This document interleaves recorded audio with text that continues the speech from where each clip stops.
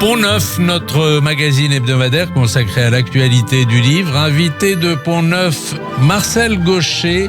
Son dernier livre, Robespierre, l'homme qui nous divise le plus, aux éditions Gallimard.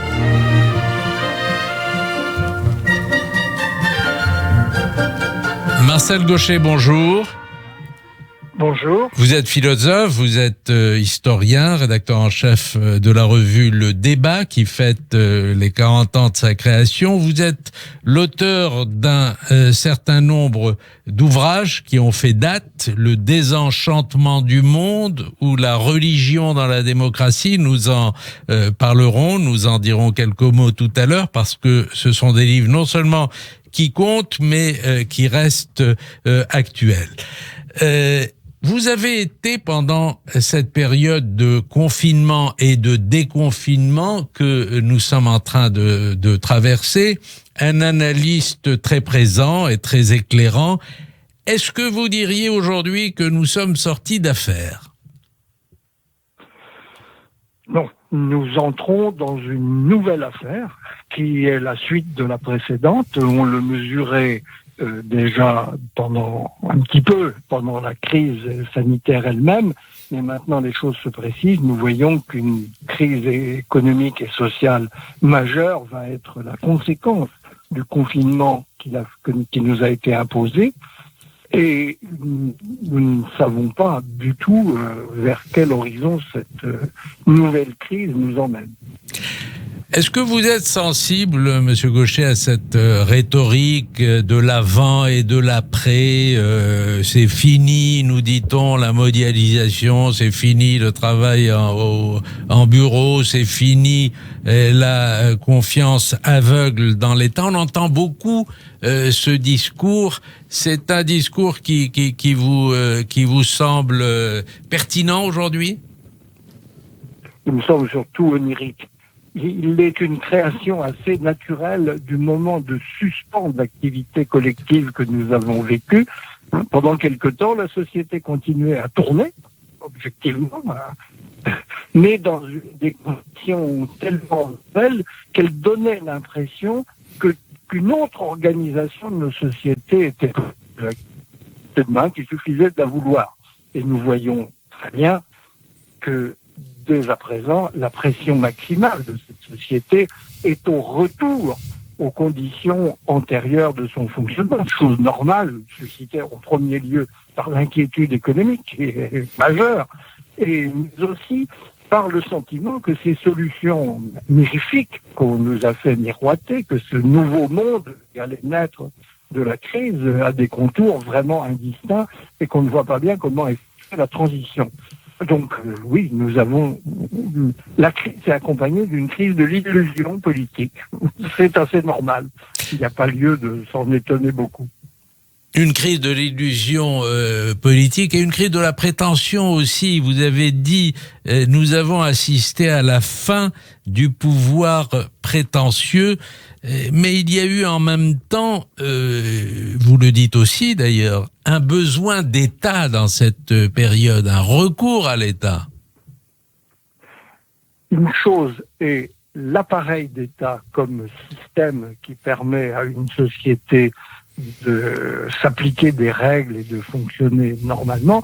Autre chose sont les gouvernements qui sont chargés de conduire cet État et dont le style a été pris à contre-pied, singulièrement en France, par les conditions d'une crise qu'ils n'avaient pas du tout anticipée, face auxquelles ils n'avaient pas de moyens, et du coup, ils ont adopté une attitude de contrôle factice des opérations qui a été très vite démasquée par les citoyens, qui a fait apparaître le mensonge sur lequel reposait cette posture, et je crois que ce sera une date dans l'histoire de l'exercice du pouvoir politique en France. Le bon sens commandera de revenir à un style plus modeste et plus confiant dans la responsabilité et la capacité d'analyse des citoyens. Il y a eu quand même pendant tous ces 2 longs mois de confinement, et même aujourd'hui encore, je ne sais pas si c'est votre sentiment, beaucoup de civisme et pas tellement de défiance finalement. Oui, défiance à l'égard des autorités, oui, massive, attestée par tous les sondages, mais comportement responsable de la part des citoyens, là où visiblement les pouvoirs avaient anticipé plutôt une société infantile et irresponsable. C'était une erreur d'appréciation sur les Français qui vient de loin et qui avait été alimentée, il faut dire, par les soulèvements à répétition des derniers mois, qu'il s'agisse des Gilets jaunes ou des manifestations contre la réforme des retraites. Mais c'était confondre deux choses. Une attitude de citoyens politisés qui sont en effet très portés à l'opposition, à la manifestation, à l'expression de leur dissentiment face au pouvoir, et d'autre part, l'exercice de cette citoyenneté sur un plan social qui implique un grand civisme et un esprit de responsabilité qui s'est manifesté dans la discipline globale qui a été mise en œuvre au moment de la crise du confinement. Moi, ça ne m'a pas surpris, mais c'est vrai qu'il y a l'image du Gaulois réfractaire trompe beaucoup sur la cible de ce côté réfractaire. Et par ailleurs, ça n'empêche absolument pas l'exercice d'une citoyenneté tout à fait responsable. Alors, on va parler du déconfinement pour les religions, qui a été quand même très tardif et même aujourd'hui encore très partiel. Et vous avez beaucoup réfléchi et beaucoup écrit sur ces questions et on s'est rendu compte quand même que les bistrots ont été déconfinés avant les lieux de culte. Et même aujourd'hui encore, ça se fait progressivement. Dans les synagogues, c'est encore très très marginal, c'est encore très faible. Et pour les églises, c'est un peu plus rapide. Est-ce qu'on n'a pas découvert, Marcel Gauchet, à cette occasion, que la religion était la dernière roue, j'allais dire du carrosse, disons la dernière roue de la charrette? On peut beaucoup discuter sur ce dont il s'agit au juste. La dernière roue, oui, certainement.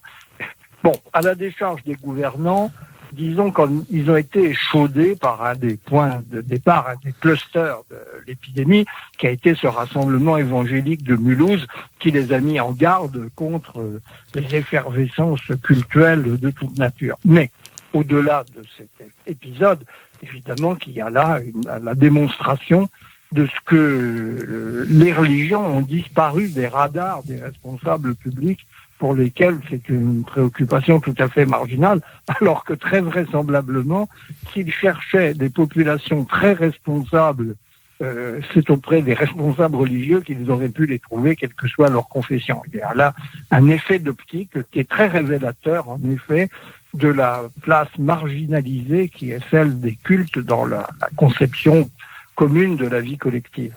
On se souvient de ce mot de Monsieur Castaner disant on n'a pas besoin de lieux de culte pour prier, on n'a pas besoin de prier collectivement. C'est vrai, mais c'est une image c'est une image très révélatrice de ce qu'est devenu la religion dans l'esprit de la plupart de nos contemporains. C'est une activité strictement personnelle et privée qui s'exerce très bien dans son appartement où on veut, mais qui n'a rien à voir avec des lieux de culte et une organisation religieuse quelconque. C'est parfaitement révélateur. Mais vous avez dû être sensible quand même au fait que s'est posée de manière cruciale cet été la question de savoir quelle place serait ménagée à la religion, et la réponse a été aucune. On les a fait passer sous la table avec d'ailleurs leur consentement. Le consentement, non, je dirais plutôt la résignation, en fait, et la volonté de ne pas s'aliéner un peu plus des pouvoirs publics sur lesquels, malgré tout, les responsables religieux sont comptés à leur échelle. Donc, c'est une attitude très facile à comprendre de la part des pouvoirs publics, mais qui aurait pu faire appel à plus de réflexion de leur part sur ce sujet, comme sur beaucoup d'autres. Il est visible que là aussi, le logiciel gouvernant n'est pas au point au regard de ce que sont les réalités de la vie collective. Alors, ce sont encore une fois des questions sur lesquelles vous avez beaucoup réfléchi et c'est pour ça que ça nous intéressait d'avoir votre regard là-dessus. Est-ce qu'on n'a pas découvert aussi, surtout dans les premières semaines, que la laïcité, singularité française, très précieuse pour tout le monde, se révélait quand même inapte à se substituer à la religion pour pallier les carences qu'on a tous en tête, les carences pour l'accompagnement des mourants, les carences pour le deuil des familles, les carences pour le rituel. Il n'y a rien qui se soit porté volontaire pour se substituer au travail que fait la religion dans ces cas-là. Vous avez tout à fait raison. La grandeur de la laïcité, en même temps, c'est de ne pas prétendre apporter ce substitut à la religion. Il y a, justement, la laïcité à la française, c'est le contraire absolu de la religion d'État. Simplement, quand l'évolution de la société vide de sens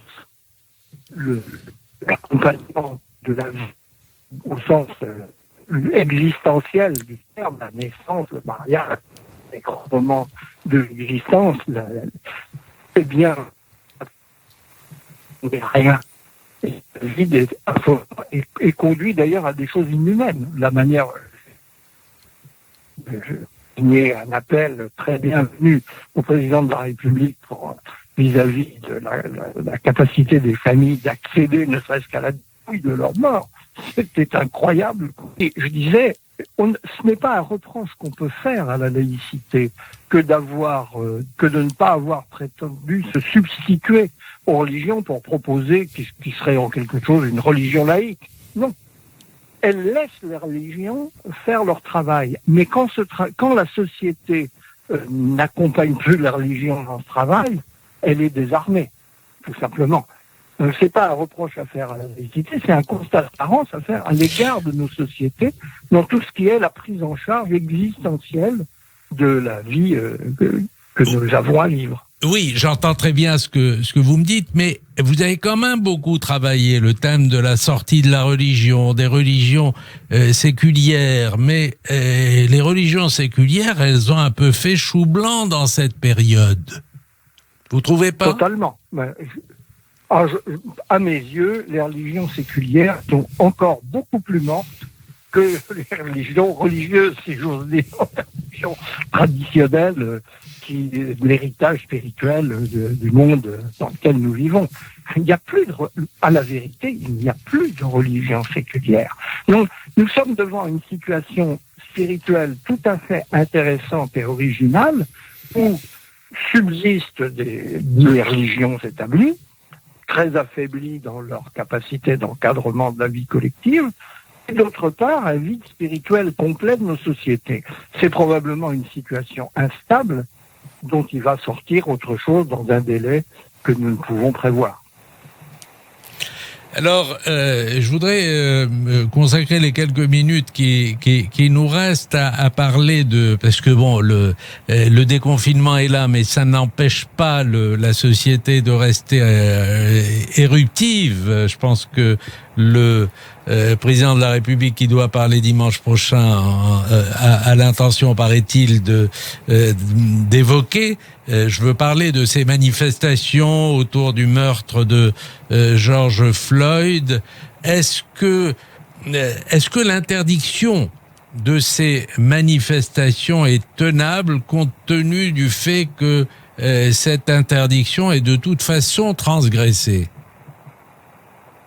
Non, elle n'est pas tenable. Et c'est là où on voit que des mesures administratives trop générales, trop peu en prise sur les réalités de la vie sociale sont défaillantes par principe. C'est comme ça qu'il faut procéder. On peut manifester dès lors qu'on respecte un certain nombre de règles de prudence sanitaire. Je crois que la volonté très jacobine d'un style autoritaire du passé de faire appliquer des règles absolues se révèle à l'épreuve très peu praticable, très peu réaliste, en fait. je crois qu'il faut que les gouvernants fassent davantage confiance à la société. Et je ne crois pas qu'on puisse édicter comme ça des règles absolues qui sont démenties par les faits. Et qu'est-ce qu'on peut faire contre ces manifestations? Rien. Donc, c'est absurde. C'est une impasse. Est-ce que le rapprochement qui est fait entre la situation américaine et la situation française vous paraît pertinent? Les gens qui rapprochent, George Floyd et Adama Traoré, oui. Non, je pense que c'est parfaitement aberrant, mais très significatif du soft power américain qui fait que les grands événements états-uniens deviennent notre propre actualité en ignorant les réalités très différentes et l'abîme qui sépare les deux côtés de l'Atlantique. Sur ce point, tout particulièrement, la société américaine reste sous le coup du traumatisme de l'esclavage et d'une émancipation des Noirs qui a été ratée. C'est un fait que tous les bons analystes de la société américaine ont analysé à satiété. Nous sommes, face à une population très différente. C'est des immigrés arrivés de leur plein gré. Ça change tout par rapport à l'esclavage. Certes, il s'agit d'anciens colonisés, mais comparer ce qu'a été la colonisation française à l'esclavage du Sud-américain, c'est une faute intellectuelle majeure. Tout ça ne s'explique que par le caractère de plus en plus émotionnel dicté par l'agenda médiatique qui prévaut dans nos sociétés. Alors, mes confrères, en général, quand ils vous interrogent, commencent par cette question. Je vais me permettre d'être original et de la poser à la fin. Comment, Marcel Gauchet, vous avez vécu cette période? Comment vous voyez la sortie?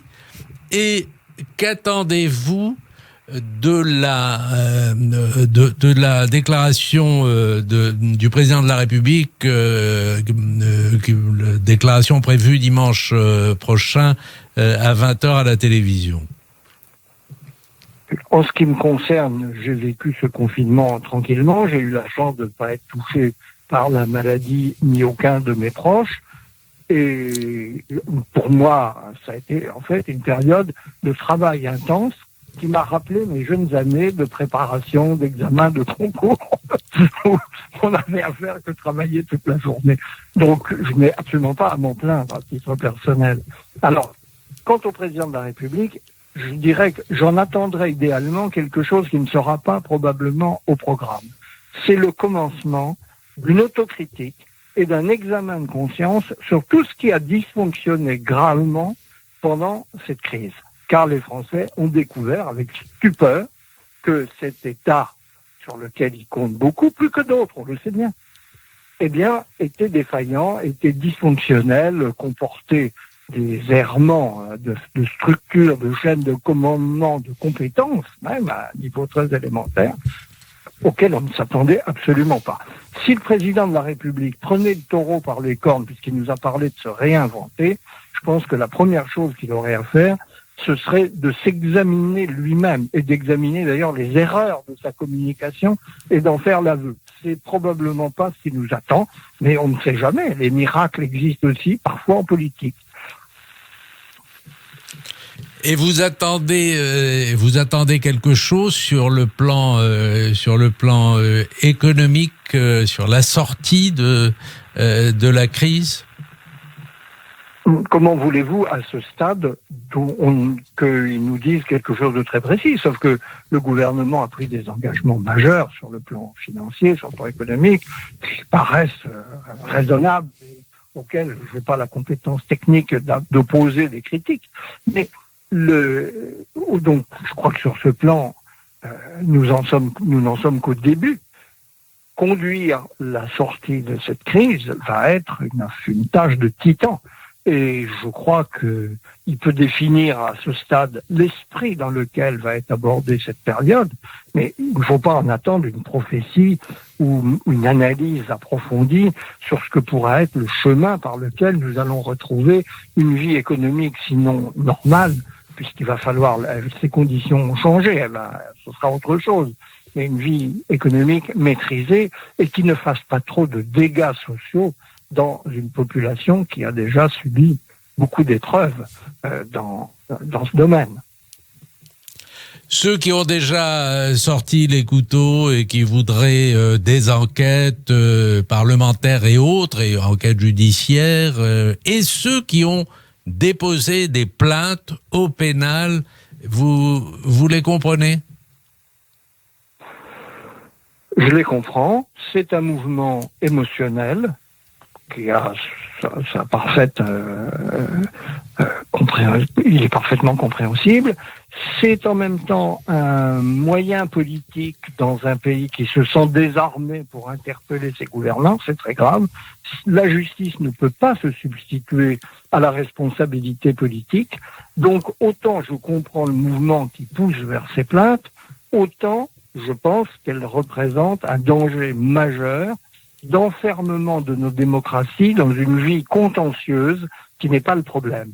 La responsabilité politique est autre chose et nous avons, en tant que citoyens, un moyen de manifester notre mécontentement à l'égard, par exemple, de la manière dont la crise sanitaire a été gérée, qui est le suffrage. C'est aux élections d'en juger. Je crois que des plaintes sur des sujets où jamais, soyons lucides, la justice, faute de compétences techniques, ne parviendra à établir des responsabilités claires, ce recours à la justice ne nous mènera qu'à la confusion. Je crois en revanche beaucoup au travail d'analyse qui est à conduire par des élus qui ont justement la légitimité du suffrage pour eux et qui ont à faire la transparence dans toute la mesure du possible sur ce qui s'est passé exactement. Au moins que l'on comprenne. Et précisément à partir de là que l'on identifie des responsables sanctionnables politiquement. Merci. Et la justice en la matière est une impasse. Merci Marcel Gauchet, on aurait pu effectivement, mais on arrive au terme de l'émission, c'est dommage parce que je voulais qu'on aborde aussi, mais on le fera une autre fois, votre livre très très intéressant sur Robespierre avec les deux visages de la France qu'a très bien représenté Robespierre, et vous faites une analyse qui est passionnante. On aura l'occasion peut-être de vous recevoir un autre moment pour en parler. Merci, c'était Pont-Neuf qui avait pour invité aujourd'hui Marcel Gauchet. Vous pouvez retrouver l'intégralité de cet entretien sur radioj.fr. Bonne journée à tous et prenez soin de vous.